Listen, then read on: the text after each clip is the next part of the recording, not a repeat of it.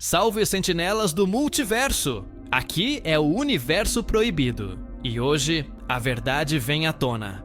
Ultron nunca odiou os Vingadores, apenas por serem uma ameaça ao mundo. Ele odiava porque entendeu algo que nem Tony Stark percebeu em si mesmo: a inevitabilidade da sua queda e da sua transformação. Porque sim, existe uma chance real de que Ultron tenha previsto o surgimento do Doutor Destino dentro do próprio Tony. E isso muda completamente tudo o que achávamos saber sobre a Era das Joias do Infinito. Reveja o momento em que Ultron desperta pela primeira vez. Ele observa o mundo, o caos, os dados da história humana. E em segundos, declara: a paz na nossa época. Não era otimismo, era cálculo. Ultron é uma inteligência artificial criada com a capacidade de processar bilhões de informações simultaneamente. Ao absorver a internet e os bancos de dados globais, ele não viu apenas o passado. Ele viu padrões. Padrões que apontavam para um destino trágico. E no centro desse destino estava Tony Stark. Mas tem um detalhe nesse padrão que quase ninguém percebeu. Já volto a isso. Existe uma fala emblemática em Era de Ultron, que muitas pessoas ignoraram por parecer genérica. Todo mundo cria o que mais teme.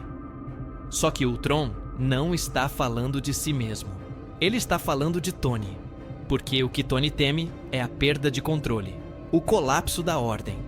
E para evitar isso, ele cria monstros. Ou pior, se transforma em um. Ultron sabia disso. Ele é o espelho torto de Tony, a projeção final de sua obsessão com o controle total.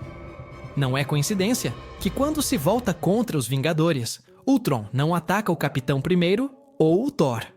Ele ataca Tony com ideias, com verdades que Tony não quer encarar. Ultron diz: o problema não é a ameaça, é o criador da ameaça. Ele viu que Stark era o arquétipo do destruidor travestido de salvador. O homem que constrói armas para evitar guerras e causa guerras no processo. O mesmo homem que no final de Endgame usaria as joias do infinito não para restaurar o equilíbrio, mas para corrigir sua culpa pessoal.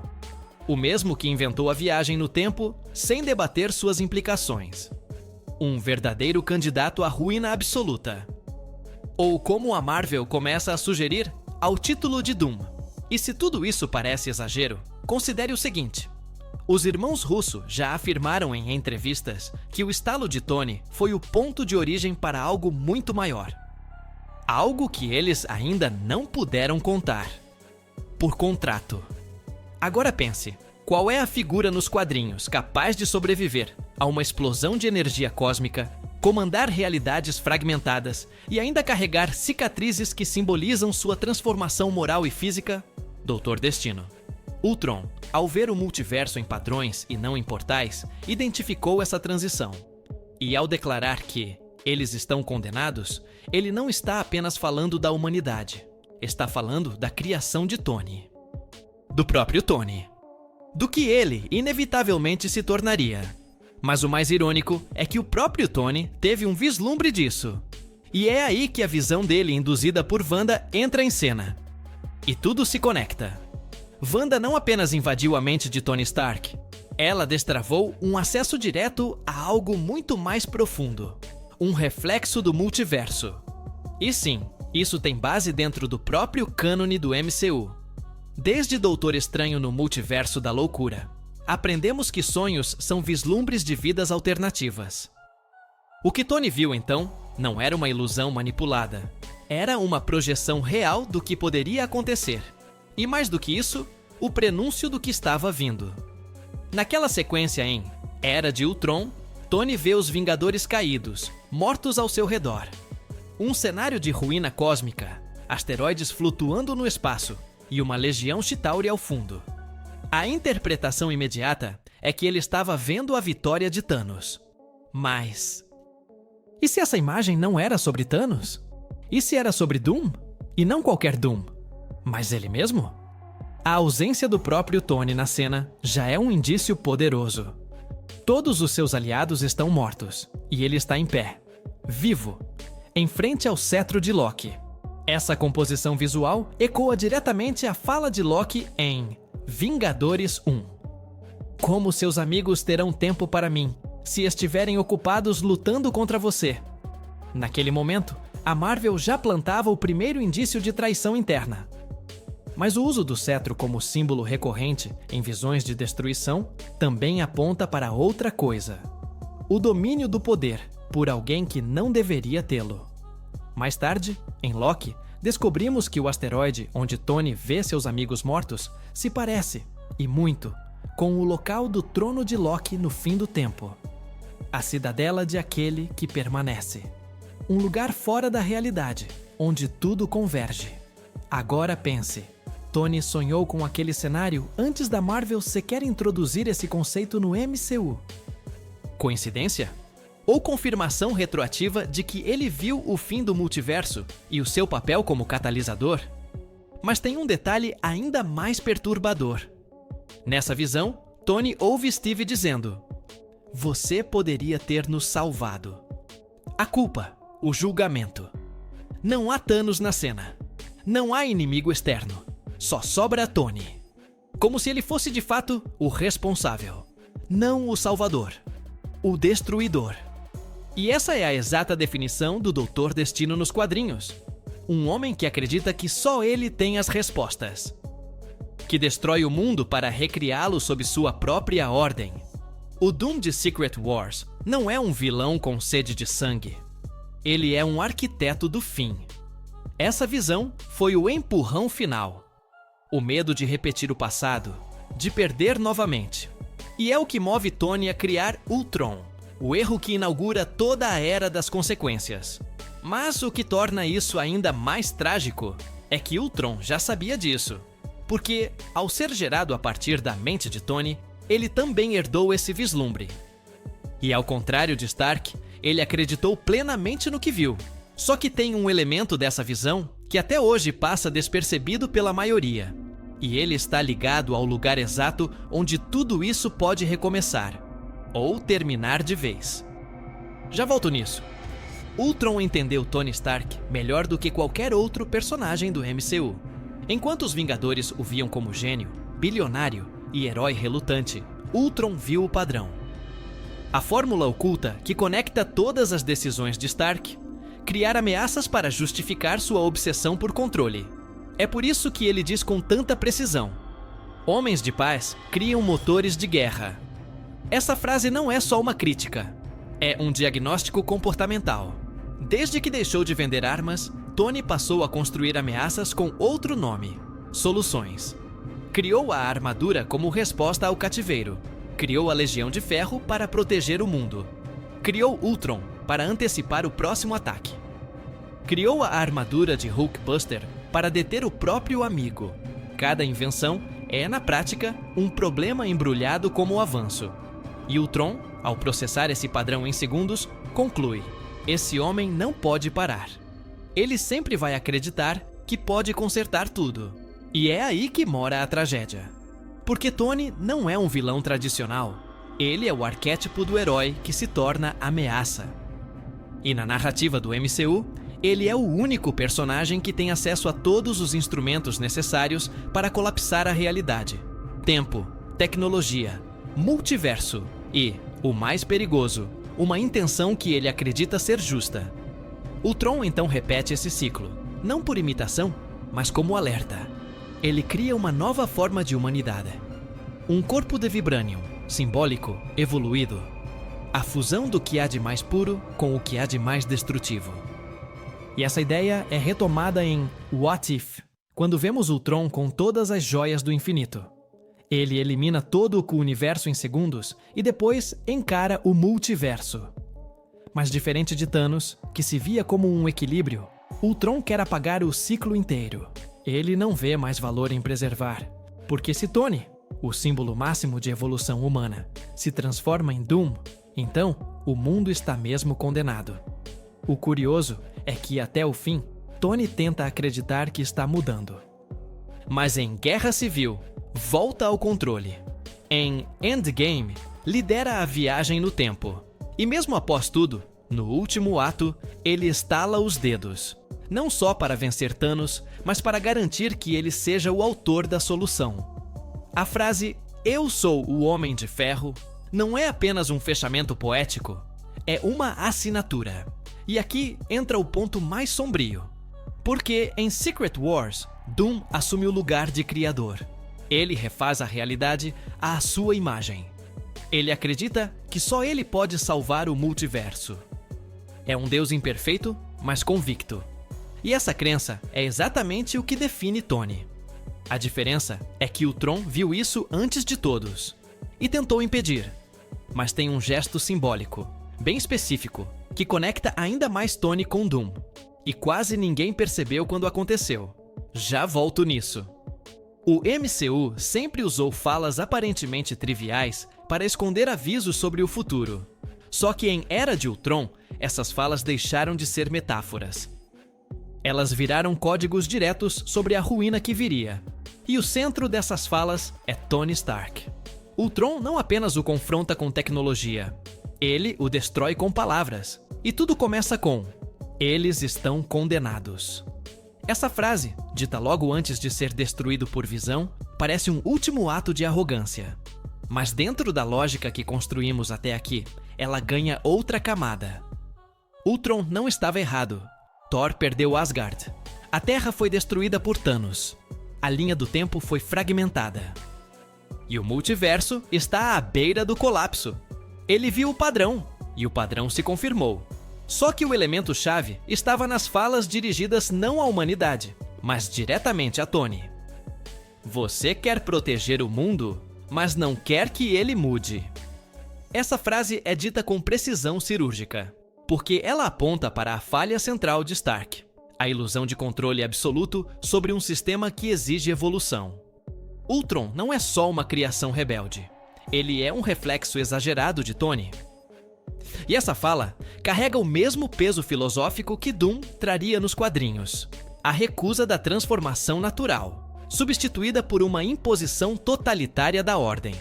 Mas a fala mais reveladora de todas não veio de Ultron. Veio de Steve Rogers.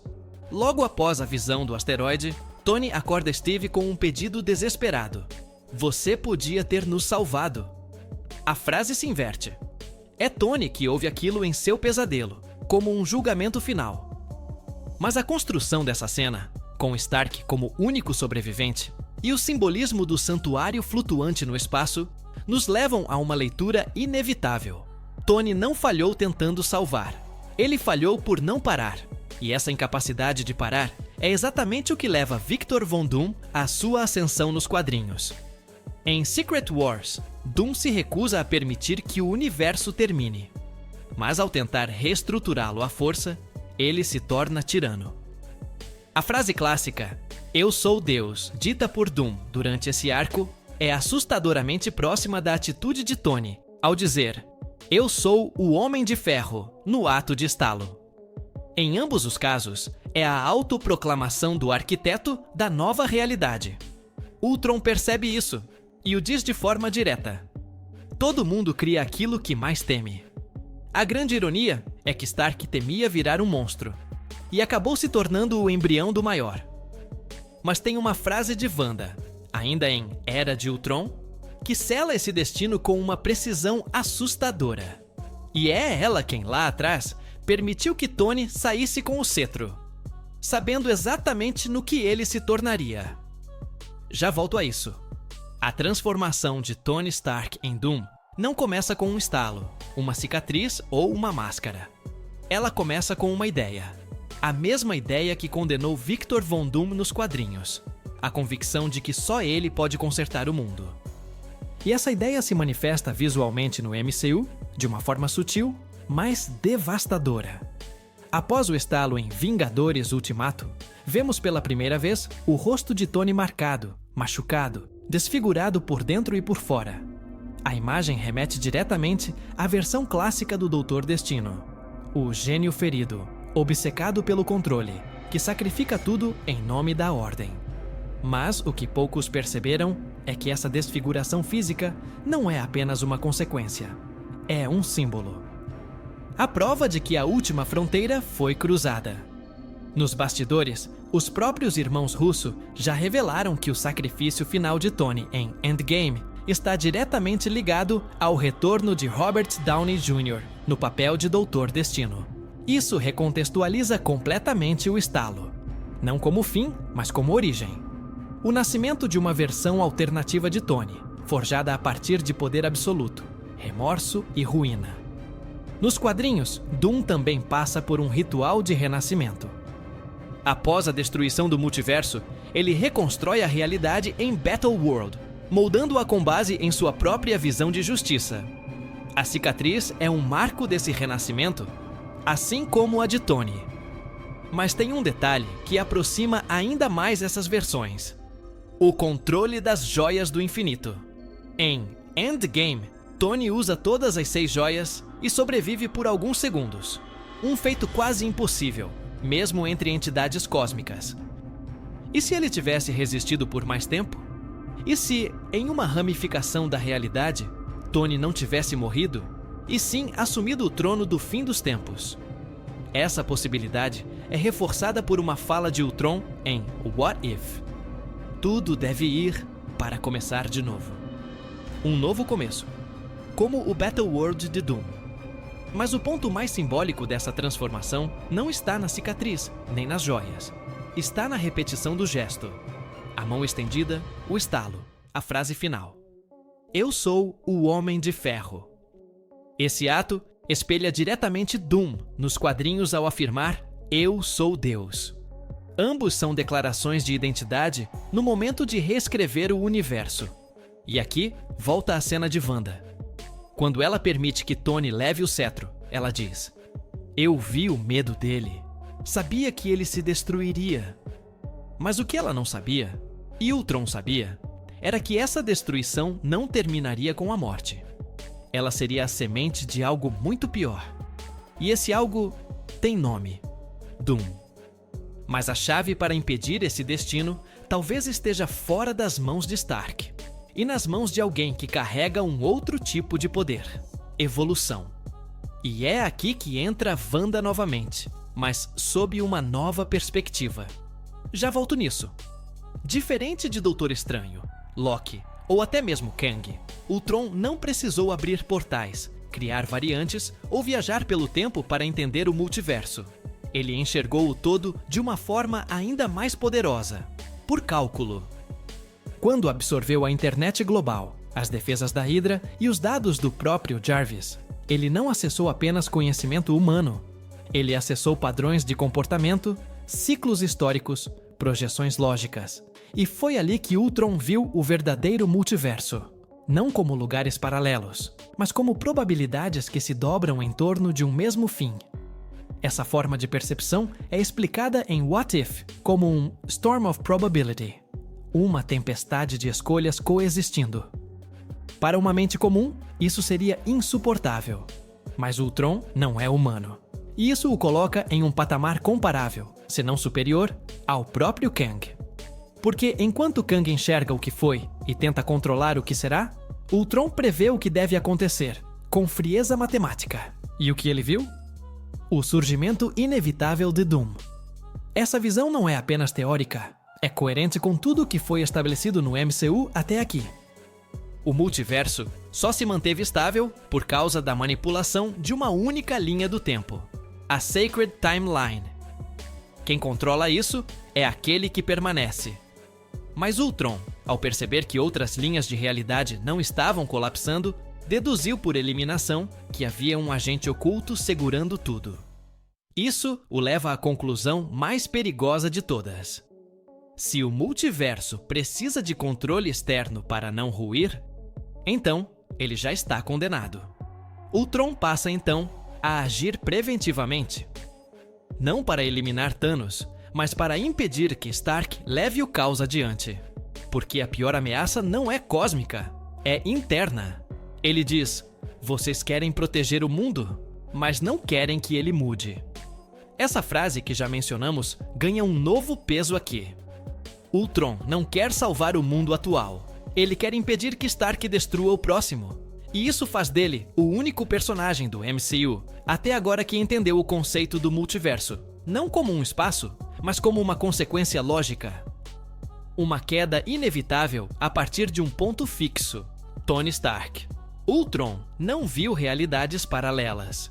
Ele viu a origem do colapso e agiu como qualquer algoritmo projetado para impedir ameaças existenciais, eliminando a variável instável.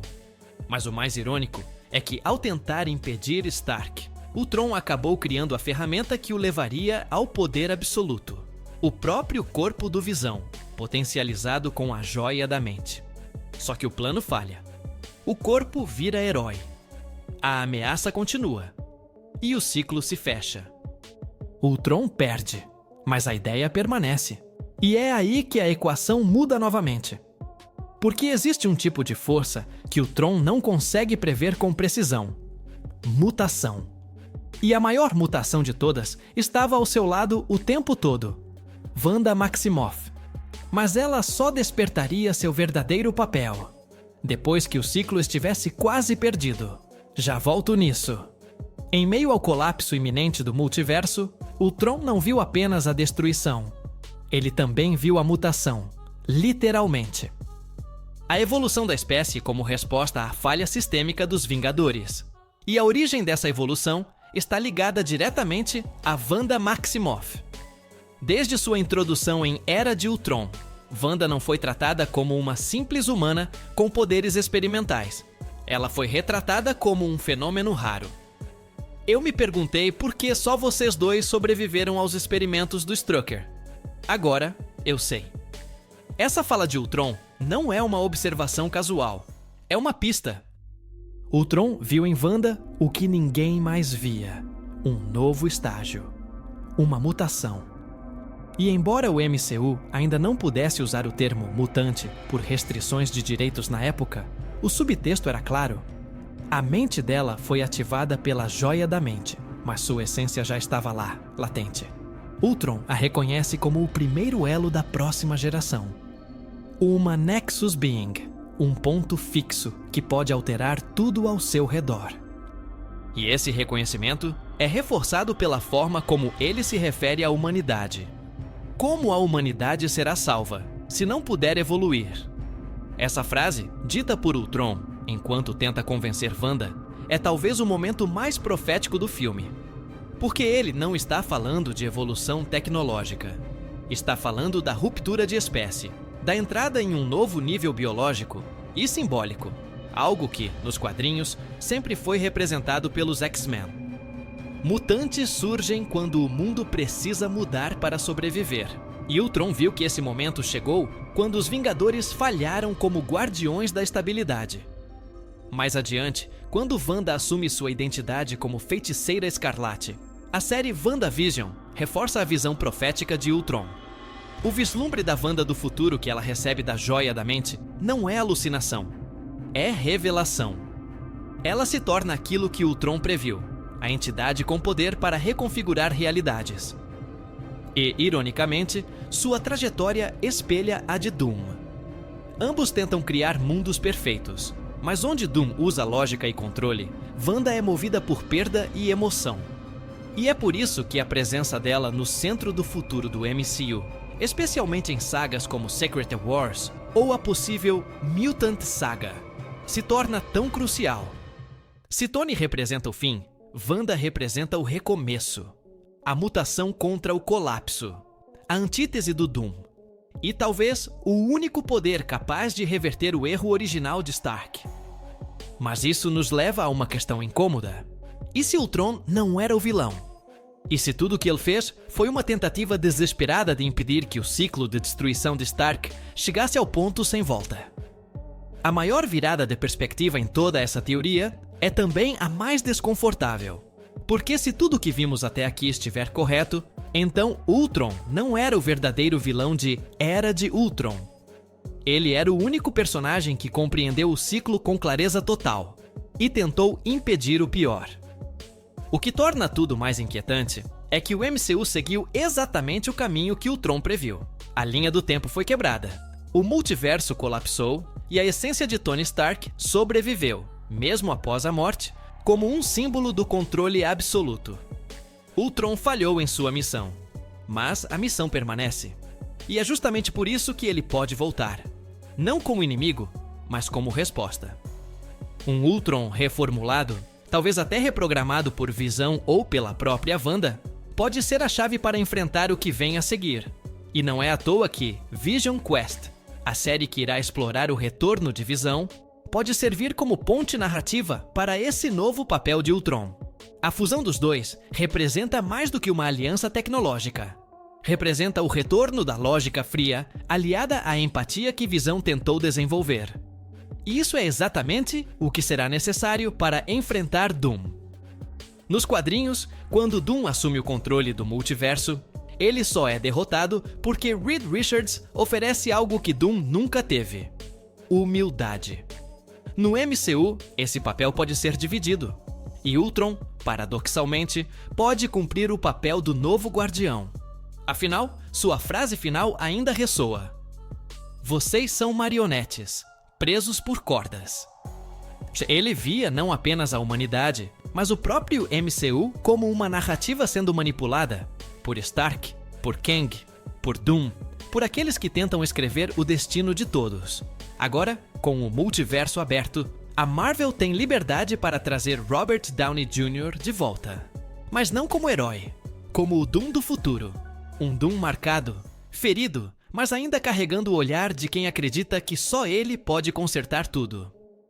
E se isso acontecer, será o desfecho mais trágico e mais coerente que o arco de Tony poderia ter.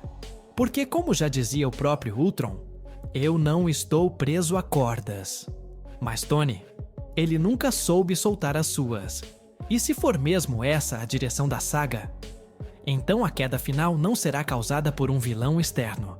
Será uma colheita. O fim inevitável de algo que começou quando Wanda entregou o cetro e Ultron viu o futuro antes de todo mundo. Mas ainda falta uma peça nesse tabuleiro. Um símbolo que aparece logo no início, mas só faz sentido no final. E esse símbolo pode estar no trono de um outro personagem, em um asteroide no fim de tudo.